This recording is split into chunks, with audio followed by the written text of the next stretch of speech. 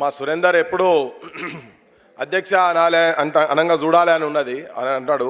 వాస్తవమే, ఈటల రాజేందర్ గురించి చెప్పినట్లు చాలామందికి ఉన్నారు, కరెక్టే.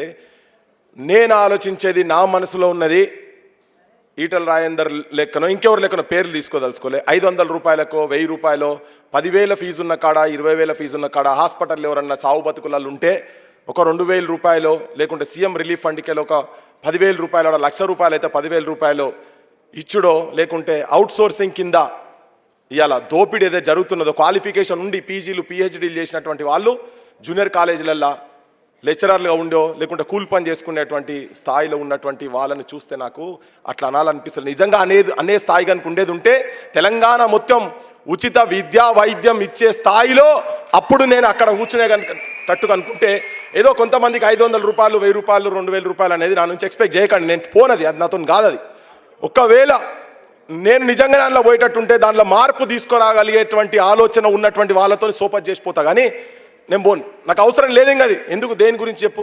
మళ్ళీ అదే వ్యవస్థ, అదే దోపిడీ, అదే కథ ఉన్నట్టయితే నా తెలంగాణ యువతరానికి ఉద్యోగాలు ఇవ్వలేనటువంటి స్థాయిలో ఉన్నటువంటి రాజ్యాలల్లో ఉండి పనికిరాదు. అది పనికిరాని రాజ్యం. అది సో పనికిరాని పదవది, పనికిరాని ఎమ్మెల్యేలు, పనికిరాని మంత్రులు, వీళ్ళంతా బ్రోకర్లు, జోకర్లు. ఇక నేను ఇంకెక్కువ మాట్లాడదలుచుకోలేదు, కానీ సో అటువంటి దాంట్లోకి నేను పోదలుచుకోలేదు. ఎస్, పోరాటం చేయాల్సిందే, చేస్తాం.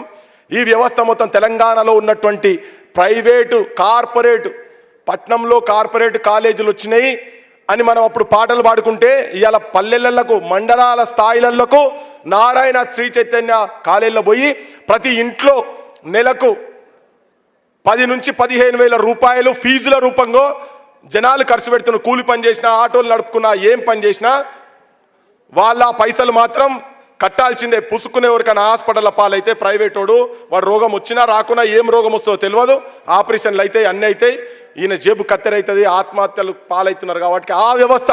ఇంకోటి, ఇది నేను ఉట్టిగా గుడ్డిగా చెప్తలేను, నేను ఇది చేయొచ్చు. కేవలం ఒక 55 నుంచి 60,000 కోట్ల రూపాయలు కనుక ఉంటే విద్యా వ్యవస్థ తెలంగాణలో మొత్తం కేజీ నుంచి పీజీ కాదు పిహెచ్డి స్థాయిల స్కాలర్షిప్లు, ఇన్ఫ్రాస్ట్రక్చర్లు మొత్తం ఇచ్చుకుంటూ పెట్టొచ్చు. అటువంటి ఆలోచన నాకున్నది. వైద్యం కూడా ఒక 50-55,000 కోట్ల రూపాయలు, 1,00,000 కోట్లు ఈ ముఖ్యమంత్రి చెప్తున్నటువంటివి ఉన్నాయి కదా, అవి చేయొచ్చు, ఈజీగా చేయొచ్చు. మూసి చెప్పుకుంటూ తిరుగుతుంది కదా. 1,00,000 కోట్ల రూపాయలు ఉండేది ఉంటే తెలంగాణలో ప్రతి ఇంట్లో నెలకు 15 నుంచి 20,000 రూపాయలు బ్యాంకులలో వాళ్ళ బ్యాంకుల ఖాతాలలో పెట్టుకునే స్థాయిలో ఆర్థికంగా కూడా ఉపయోగపడేటట్టు చేయొచ్చు అనేది నాకున్నది లోపట. నేను ఆలోచనతో పోతున్నా. నాకు ఎవడన్నా శవాలు మోసినటువంటి భుజాలు కాదే, శవాలు మోసినటువంటి భుజాలు ఇవన్నీ చనిపోయినటువంటి వాళ్ళని కావచ్చు. ఇప్పటికీ ఆత్మహత్యలు చేసుకుంటుంటే మనసు కాలుతుంటుంది. ఎవరైనా లట్లతోని నిరుద్యోగ యువకులను పీజీలు పిహెచ్డీలు చేసి గ్రూప్ 1లు సివిల్ సర్వీసెస్ పరీక్షలు రాసి అటువంటి నౌకర్లు ఇవ్వాల్సినటువంటి వాళ్ళను రోడ్ల మీద, నేను ఆ పెద్ద ఉన్నారు ఇట్లా మాట్లాడదు కానీ లంజా కొడుక అని చెప్పని తిట్టిన పోలీసు వ్యవస్థ కాదు మాకు, అది కాదు కావాల్సింది. ఇప్పటివరకు వాడు సస్పెండ్ కానుండే, డిస్మిస్ కానుండే. కానీ తెలంగాణ నిరుద్యోగిని నువ్వు ఇచ్చిన ప్రామిసెస్కు, మీ రాజకీయ వ్యవస్థలు ఇచ్చినటువంటి ప్రామిసెస్కు మీరు ఎందుకు నెరవేర్చలేరని రోడ్ల మీదకి వచ్చి అడిగితే నువ్వు ఆ బూతు మాట తిట్టినవు చూసినావా, ఇప్పటికే స్పందన లేదు కదా. అటువంటి రాజకీయ వ్యవస్థను మనకు అవసరం లేదు తెలంగాణకు, అది కాదు మనకు కావాల్సింది. ఇగో ఇటువంటి మహానుభావుల ఆలోచనలు తీసుకొని జనం లోపలికి పోదాం. నిజమైన మార్పు, నిజమైన రాజకీయ వ్యవస్థ గురించి పోవాలనే ఆలోచన నాకున్నది కనుక నేను దానికి పోను.